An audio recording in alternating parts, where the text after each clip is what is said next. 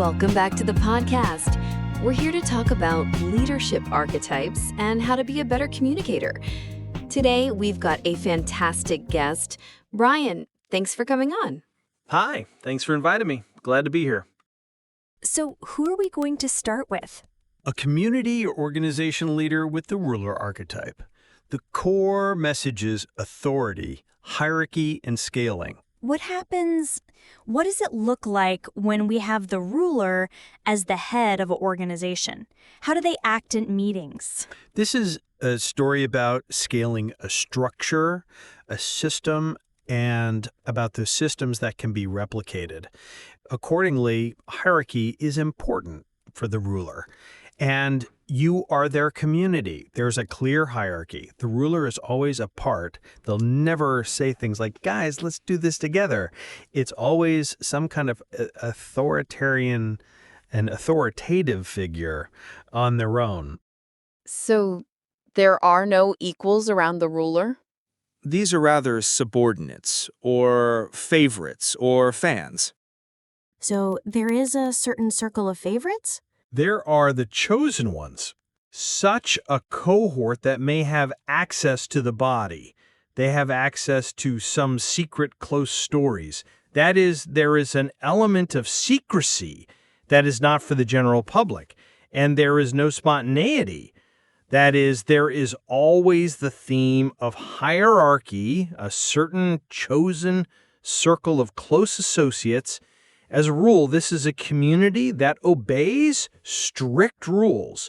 The ruler dominates, so there will not be that we accept everyone and everything as with the everyman. Yes, here it will be clear you follow the rules, 1, 2, 3, 4, these are the rules, and those who break them are immediately expelled.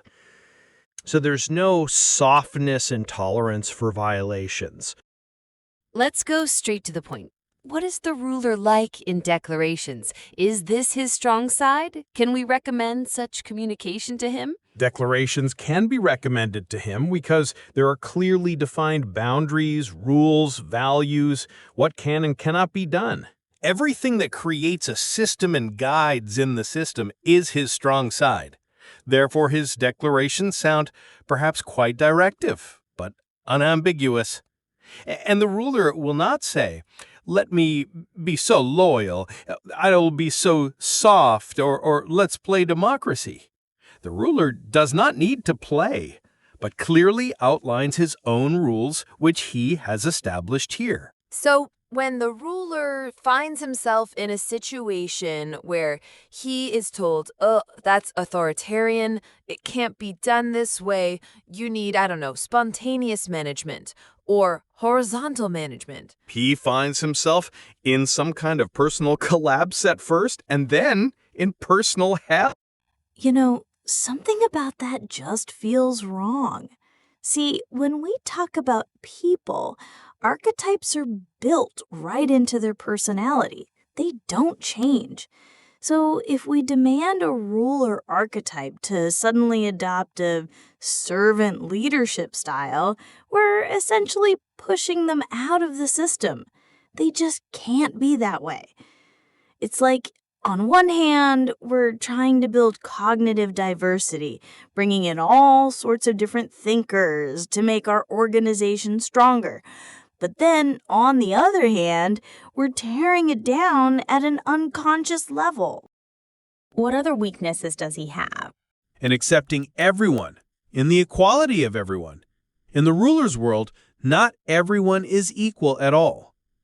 When you need to be open and transparent, remember the historical rulers or political leaders. These are cars with tinted windows. This is security. This theme of non-transparency is, in principle, historically embedded. And when they talk about Europe, when rulers are open, when they're on bicycles, that another connotation is mixed in. The history of the everyman. The ruler like the simple guy from the people. After all, the ruler is an empire of his own name. It is I who set the rules, and therefore you will live here by my rules, and for that you will get various benefits. do I understand correctly that at the same time, the ruler has some kind of understandable algorithm?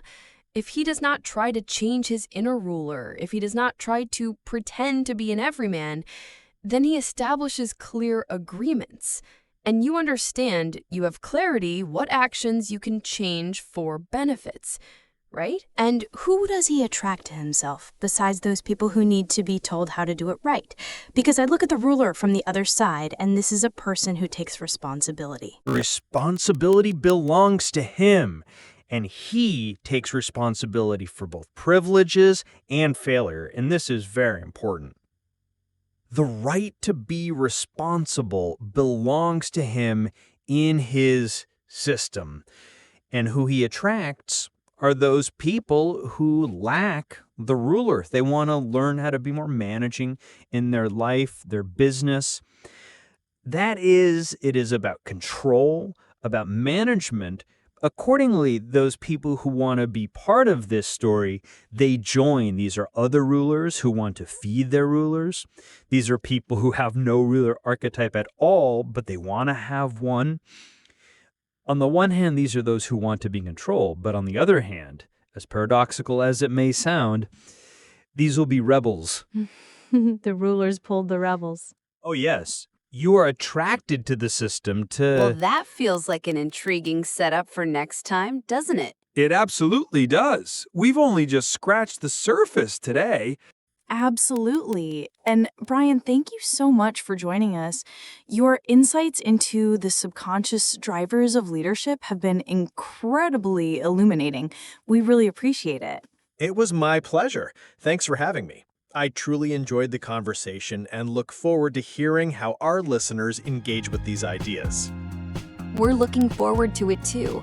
And to our listeners, thanks for tuning in. Join us next time as we dive deeper into how the ruler archetype's system is tested and how they build communication. See you then.